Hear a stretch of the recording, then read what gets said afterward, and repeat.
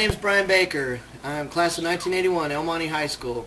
We are here at Victorville, California at Pat Beckham's house. Today is June 23rd, 2013, and I'm with Tom Eilers and Pat Beckham. Yeehaw. Yeah. Hoods. Hoods of 1981. Yeah. We're going to talk about some stories that we remember that hopefully the statute of limitations has passed. That things you used to do that you can't do now in schools. If you guys did today what we did back then, Homeland Security would be visiting your house, I guarantee it.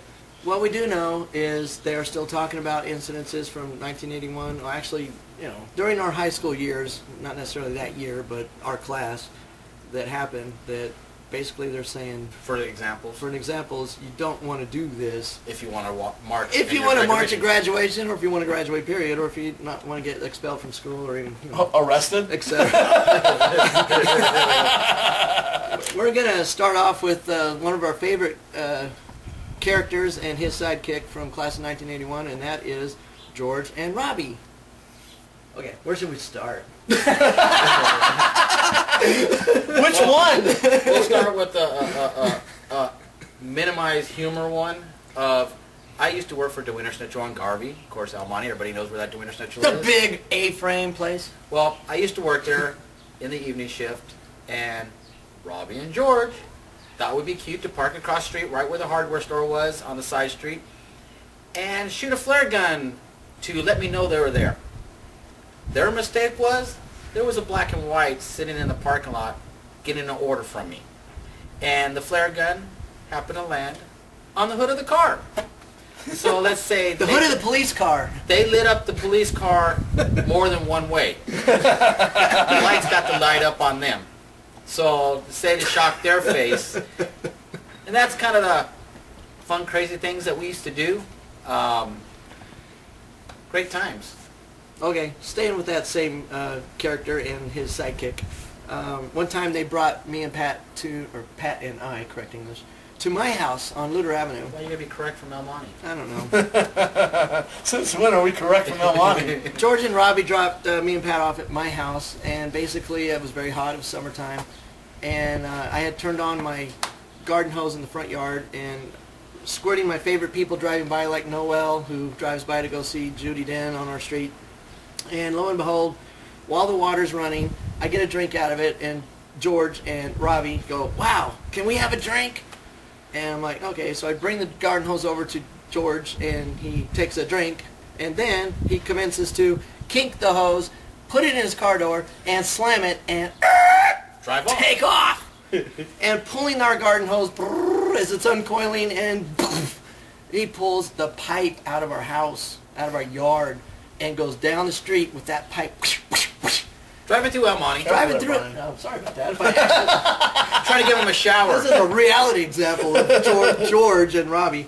So he's driving all around the blocks, Doreen, Delco, probably went on Garvey, I don't know, who knows where he went. But he's driving with this 50-foot hose and this how many feet of pipe on the end of it, whipping behind him. And, God forbid a kid be on the sidewalk.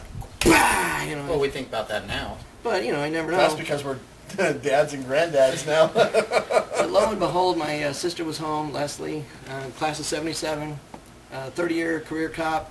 And not one to piss off. But she basically said, "Who is that kid?" And she got right in Pat's face and my face, and she's like, "I want that kid. I want to know where he lives. I want to go find him." She jumps into her car and takes off and chases George and Robbie and eventually catches them and brings them back to our house. About that time, my dad's getting home from work. In our front yard, this bubble is rising. It's a waterbed. Huge. Made of grass. It's a big water bubble from broken water pipe under the yard. And my dad's like, "What in the..." H-E double toothpicks. About this time, Leslie shows up with George and Robbie, and I don't know how she, persuaded them to come, but they came. And they commenced to digging up our front yard and going down to Angel's hardware store and getting the pipe fitting and whatever they needed to fix that. And it took them till 9 o'clock that night to fix our yard. And George told my dad, "Mr. Baker, I'm so sorry, this will never happen again." At least to him. Yeah, basically. And so that was another incident of the famous George and Robbie duo. Another fun kick about George, used to have a blue station wagon. Everybody who knows George from the class of 81 knew that wagon. The lawn jobs. Yeah, the lawn jobs, back it up on people, drop you off at home. Thought it would be nice taking you home, and then you back up the car and leave some parts. Kill out. On your yard. There goes your yard. How dedicated we were to get to school. We all wanted to go to school, right?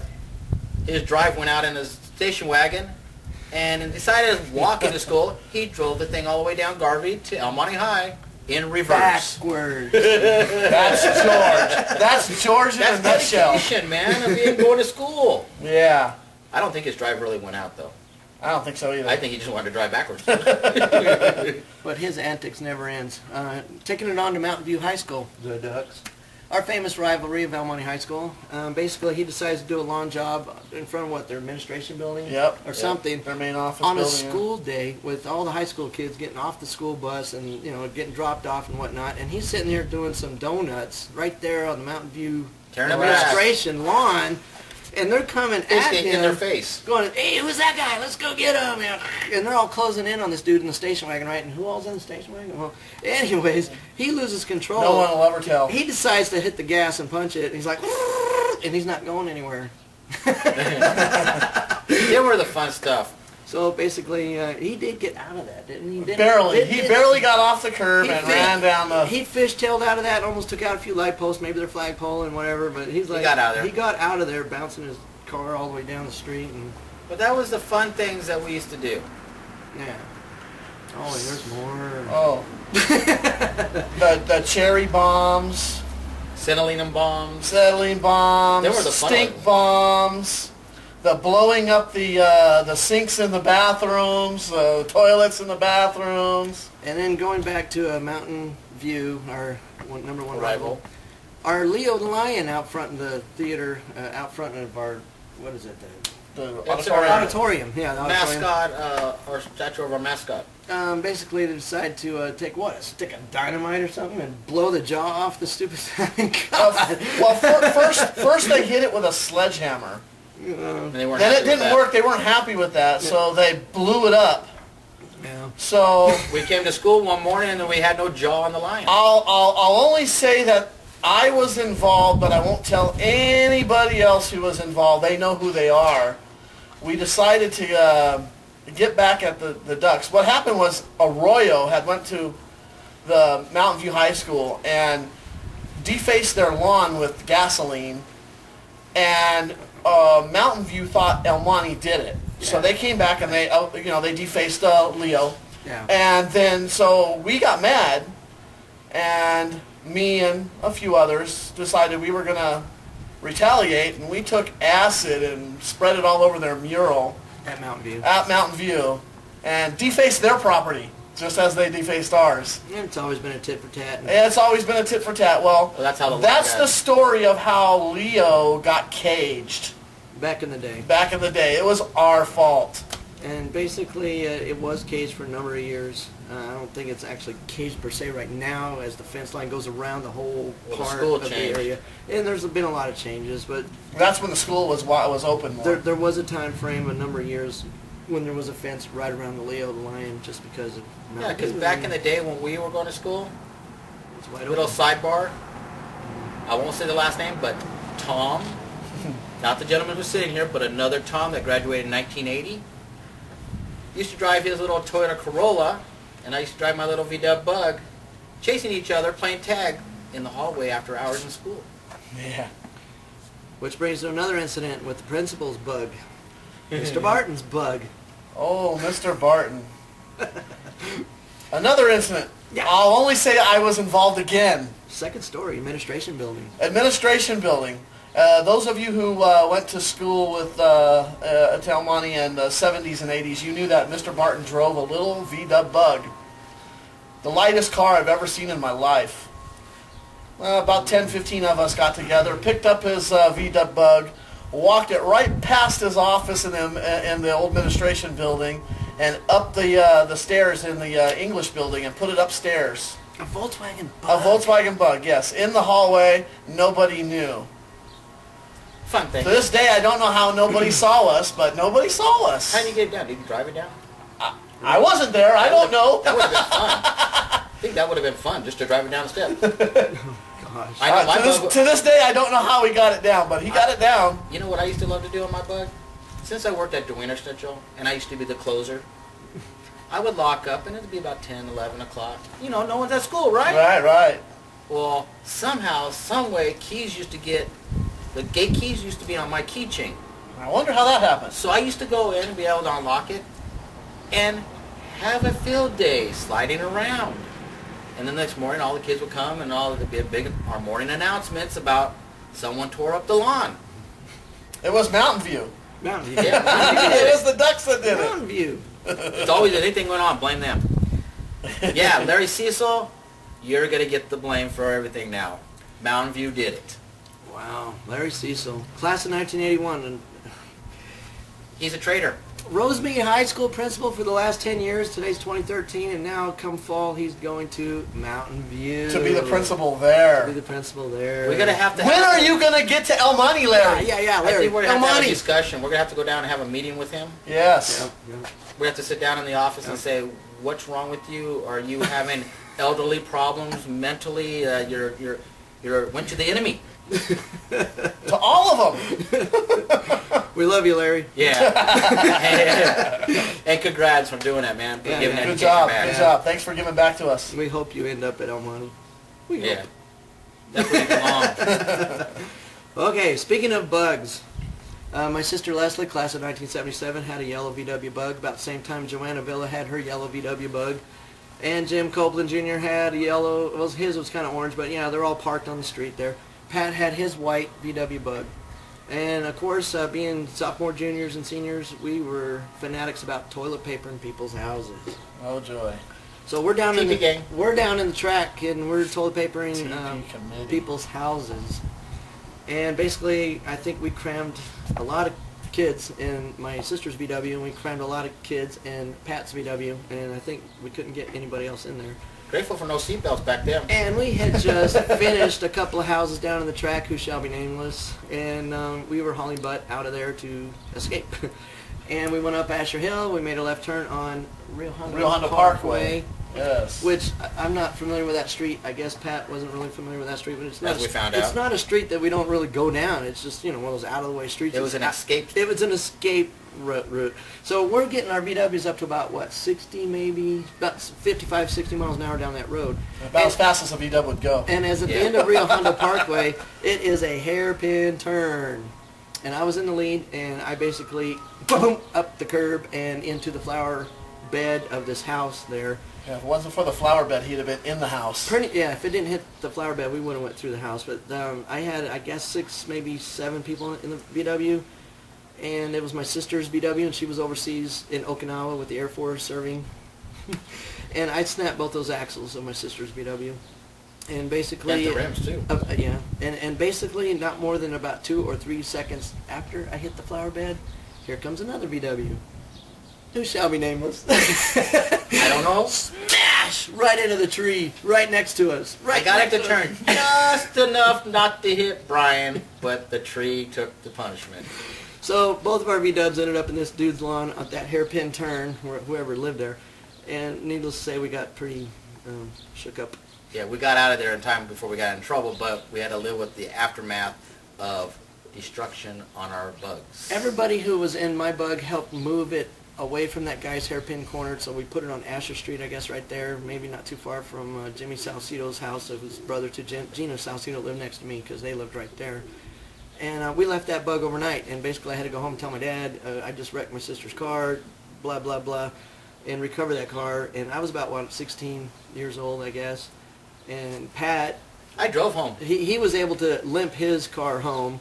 Except when we had to make a turn, it took 3 of us to pick up the front of the bug and point it in the right direction because it would only turn one way. So but I did get it home. He was lucky to get his bug home.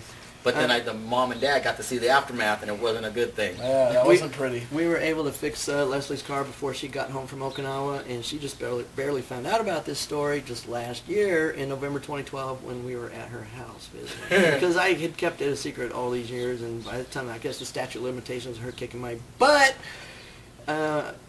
Expired. Yeah. Okay, that's one toilet paper incident. Let's go back to the track again. In my mom's Newport Chrysler in 1969, we called the boat. The boat. That we can cram It about... would seat about 20, as B-52s would say. we had about 11 kids in that car that night, and I'm not sure if we did Teresa's house or Deanna's or Deanna's and Sydney's Atterbury's or both. I think we did 2 or 3 houses that night. About 2 o'clock in the morning, and I was excited about getting the car out of there really fast. They're all piling into the car, and I revved it in neutral, and I'm going to slam it down into drive and that car out of there, right? But that was a plan. Spin the wheels. That didn't happen. By the time all those kids... No burnout. By the time all those kids piled in there and weighed it down, I'm in neutral, revving it up the engine, and I slam it down into drive. Boom! The drive shaft. And the U-joints. And here's all these guys, and I had, I think, one gal with us. I'm not saying Sue, but somebody was with us. But anyway, we're like, let's get my car out of here right now. Lights are coming on. People's turning their lights on. And basically, we pushed our car around the corner towards Robert Perez's house. And basically, everybody ran. We ran every which way and left my mom's car there. My mom had to go to work the next morning. My dad, would take his truck to work, and we didn't have my sister's bug yet. So basically, I had to go home, and I walked home. I had to explain to my mom, Mom, your car is down in the track. And, she had to go to work the next morning. So it was basically another time when I was grounded from driving again. But let's go back to when I got my driver's license in 1979 at the age of 16, and about 3 days after I got my driver's license, Pat, let's go for a ride.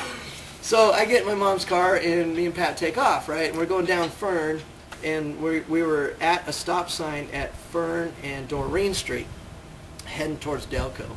And basically, Pat hauled off and smacked me. Don't know why. I don't know why. Just felt like doing something. Smacked me. So I started going, and I guess he smacked me again. I don't know how it happened, but I let go of the steering wheel and decided to fight me in the front seat. And proceeded to beat the crap out of him. In the front seat. And with the car driving, we're both in front seat. Forget us going down the road. Forget the steering wheel. I'm going to get you, Pat. And I'm sitting there beating the crap out of him. And lo and behold, the car another car. Takes out a station wagon that was parked on Fern Street. And it wasn't George's station wagon. Right before you get to Delco. It would have been better if that was. Right before you get to Delco intersection, my mom's Newport Chrysler took out and destroyed that station wagon, just obliterated it. The guy comes out, oh my God, my car, my car. Yeah, he was crying, saying he was supposed to get some booty or something in that car on a date that night, and he was pissed off at some young punks that took out his car. I didn't know what to do. He's like ready to beat the crap out of me, and I ran home and told my mom's coming out there to, I don't know, exchange insurance or talk to the guy, and he just commenced to yelling at my mom and blah, blah, blah. It was a sad moment, but this was 3 days after I got my driver's license. Okay. Lesson is, never let go of the steering wheel when you're going down the road. Stop the road, put it in park, and then beat your shit passenger. Oh my God. Good times. One more incident in my mom's Newport Chrysler before I leave this subject. Again, toilet papering down in the track, carload of people again. And this time, basically one of my passengers could not get in the car because there were so many people in the car. And we were hurrying up to get in and get out after we just toilet papered. And basically, one of the passengers in the back was yelling, they're following us, they're following us. And I'm like, holy crap. So I was like going up Asher Hill, down Mildred, down Santa Anita. Explain where the other guy is. Oh, yeah, I forgot about that part. He couldn't get into the car, so he jumped on the hood of the car. And I'm driving, right? So say we had a hood ornament. Yeah. And he's hanging on to the... He's hanging on to the windshield wipers. wipers. I commenced to get on the freeway on Interstate 10 going towards 605. I got onto the Another 605 prime example heading to 60. He doesn't care what's going on around him. He just does. And one kid who shall be nameless, who is, well, let me say his first name is Doug, class of 82, was basically saying, they're behind us, when really it wasn't, but I didn't know that at the time. So I'm taking the 605 off of 10 towards 60, and I floored it. And this is my mom's Newport Chrysler, has a 400 engine in it, 8-cylinder, and it went to like 120 very quickly. With a man on the hood. And again, I have the guy on the hood who shall be nameless, hanging on to the windshield wipers. He wasn't wipers, the smallest guy either. looking at me through the windshield with a death look on his face, like, oh my God. And then it came to me. I'm doing 120. I got a guy on the hood, a carload of people Pat had a white pickup truck, and we would pile into that truck. I think it had a shell on it, didn't it? No, that one, Tom had the shell, mine was the open Datsun. So it was open, it had these little black curtains in the back. Yeah, with naked girls. Yeah. So we would pile into the back of this truck and lay flat, right? Well, what I mean is we would get to Hollywood Boulevard, downtown Hollywood, gosh, 1 o'clock in the morning, way past curfew for us. Cruise the boulevard. And we'd go up and down the boulevard, and we would hide in the bed of this truck, and we would have fire extinguishers. The ones you could fill up with water under pressure. So basically we would stop on Hollywood Boulevard and solicit over some prostitutes, you know, and start talking to them, and, you know, here, we're kids, man. Get their attention. 16, 17 years old. And we would jump up with these fire extinguishers and spray them. And watch the makeup roll. I mean, we'd get them in the face, the hair, all over their clothes and all that. And watch them scream and run around the Hollywood Boulevard. And then, you know, Pat would take off because we're afraid, like, the pimps are going to come and get us or whatever. And so we became well known that when we're cruising up Hollywood Boulevard, oh, there's that pickup, and the girls would... They would start screaming, "Don't squirt us! Don't squirt us!" Yeah, don't squirt us. We got known. We had a reputation down in Hollywood. So that was kind of a crazy That thing. was the fun times. That was just like, we were just 16, man, right after we got our driver's license. Homeland Security would probably try to arrest us for doing something like that now. Oh, man, it'd be crazy. You're doing chemical warfare. I just, some pimp chase us down the road. Yeah. But that was a good time. Let's give respects to our fallen lions. Fallen lions. Oh, man, and there's just so many that went in the last so many years. It just... We're getting at that stage, I guess, of our Incredible. age. Our lions are falling around us, and we miss them. Just incredible. I mean, just off the top of our head, we're trying to write some down. We lost Jay Avanetti last year, John Lamali, Pete Lapoli, Liz Olick, Hector Urias, Jesse Rabega, Ray McNeil, Gary Navarez, Gilbert Romero, Eddie Quackenbush, Terry Crutcher, just to name a few. Just a few that... Rudolph or Rudy, I believe from class of 77. I'm not sure if that's right. But there, and say something about that is, as a good friend of mine from Jesse Rabega, where I went to elementary, junior high, and high school with him, unfortunately, just about a week before he passed, I was telling my wife, I need to get a hold of him. His name came up, and I really want to talk to him. And I knew he worked for the PD, and I actually got the PD phone number, but didn't make the next step. The next thing I know, I'm having coffee in the morning, and hear on the news that Jesse Rabega was killed in a motorcycle accident on the way to work. Find out it's our Jesse Rabega. And a little side note on that is, if there's someone you want to contact, if there's someone in your past that you want to get a hold of, reconnect, don't wait. Yeah, Because you might wait one day too long, and you can't take it back. And also, if you also want to get in touch with somebody else, hey, pick up the Facebook page. I know a lot of people are against it and whatever. It's got its bad things. You know, you can always just get in touch with somebody and then exchange information and then get off. You know, you can always turn it off. But don't be afraid, because I mean, everybody here wants to. We all want to reconnect. You know, none of us are getting any younger. You know, we all want to reconnect and maybe reconnect with our past a little bit. And one day it might be too late. Exactly. You know, look what happened with Brian and Ray. Yeah. You know, I'll let you tell the story. Well, I was here visiting in California just last November, December, and you know, I'm down here visiting from Arkansas. I'm from California. In Arkansas, Fort Smith, we have Carol Love, Vivian Love, Ray Minkle, just to name a couple in Fort Smith. I was down here visiting, and you know, I went to Weber State University in Ogden, Utah with Ray McNeil, and I was visiting my aunt in Palm Springs, California last November, and we were here for Thanksgiving in 2012. And I called up Ray. Me and Ray had just reconnected on Facebook, and we talked about meeting. You know, I said, hey, I'm going to El Monte. I'm going to go look around. I'd like to meet you. I think he was in Chino area, and we were going to meet at a restaurant or something, just catch up. And he got sick. He was really sick, and he said, hey, Brian, are you coming back again? I said, yeah, I'm going to be back next summer. And he goes, hey, why don't we do it next summer when I'm feeling better? Here it is next summer. Well, not more than a month. I mean, I went home. We didn't go home. We went to Utah to visit my sister Leslie, and I was at my sister Leslie's house when I found out that Ray had this diabetic shock and had passed away. It was a shock. It was amazing shock. to just have talking to him, and to arrange getting together, and then him passing. So don't put off. Never put off till tomorrow what you can do today. It just live the seconds for every second, because they don't come back. Exactly. And to Jordan and his other daughters, I'm telling you, he was very close to us. We grew up with him way before high school, and then having him in high school, then being a hero in our high school. He was class of 80, we were 81, but still, we were rooting him on. Him and Henry Omana and Hector Urias, all of our heroes from football. Unbelievable that these guys are gone. Just... Yep, it's a hard blow, but a lesson learned not to put off. Not to put off. Don't sit on it, because tomorrow will come and you're going to find out it's too late. Find your friends. Talk about the past. Have a laugh. Have a good memory. They're good memories. To make you feel good, because we're getting old, man. And time's going quick. A lion falls. Yeah. That it doesn't hurt. It takes a piece of your heart with it. We're Lion's all lions. We're a lion forever. We'll always be lions. Hey, didn't Barton always say, lions all the way? Once a lion, always a lion. Yep. So he always told me, and I know Mr. Barton since I was 7 years old. My mother used to work at the school, so I've known him since I was 7. And I miss that man. Even if you didn't graduate at Monte High and you just went for a temporary time, like Robbie DeGrado, a guy I grew up with, he left in the middle of high school and didn't finish.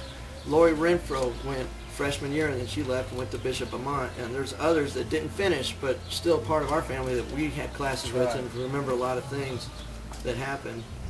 And it's still a big part of the family. We also have live lion heroes that are still here with us. We have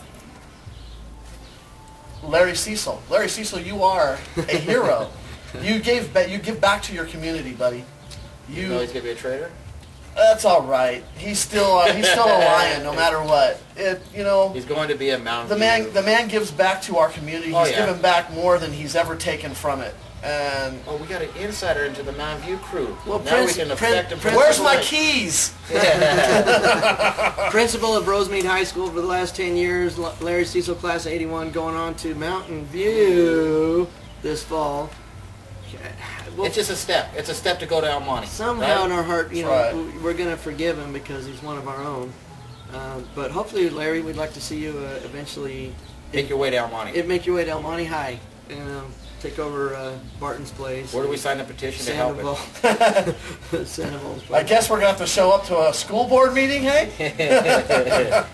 But also, I want to say to our El Monte heroes, starting with Brian Baker's sister Leslie, who served all four branches of the military and retired. And then on top of that, 30 years of Brian serving his full military career and retiring, was it 30 years? Lucky to be alive too. And did 4 tours in Iraq and Afghanistan. That's a hero. In Desert Storm, yeah. And I'd like to say one hero who doesn't get mentioned very often is Mike Cervantes. Mike gave his kidney for his brother so his brother could live. They couldn't find a match for him, so he gave one of his kidneys. And he also served as a policeman. So he's given back to his community. We have heroes that came from El Monte. We're all not hoods and juvenile delinquents. There are people in our community who have given back. So they're a good part of us. There's we don't talk about the those. bad part but like to come out. Exactly. Because they're fun. Well, you can take the man out of El Monte, but you can't take El Monte out of the man. Yeah. But definitely. So we wanted to thank all of our heroes for their service, whether you're a first responder or military personnel or working for the schools and giving back or just whatever you've done. We appreciate what you've done for us. Thank you. Bill Tremblay, your father. Your father, buddy. Wounded in a situation where my sister was involved. Too big. Culminating in the naming of Tony Arceo Park right across the street from the Tasty Freeze. My sister being part of that is a big piece of El Monte history. She was there. This vehicle we're sitting on here, let's get a shot of it. Another El Monte. It is. It's an El Monte 1980 gentleman who owns it. I won't say the last name. I'll just say Jose, and everybody else who knows who's owning the cars, they'll know. I keep it up here for him because he has too many cars to keep where he's at. But he also lets me play with and enjoy it, and thank you very much. Yeah, thank you, Jose. It's very fun. I appreciate that. And it's a sweet ride. El Monte forever, Lions, huh? Class of 81. Class of 81. To everybody out there, man. Thank you, guys. Rock. Lions rock.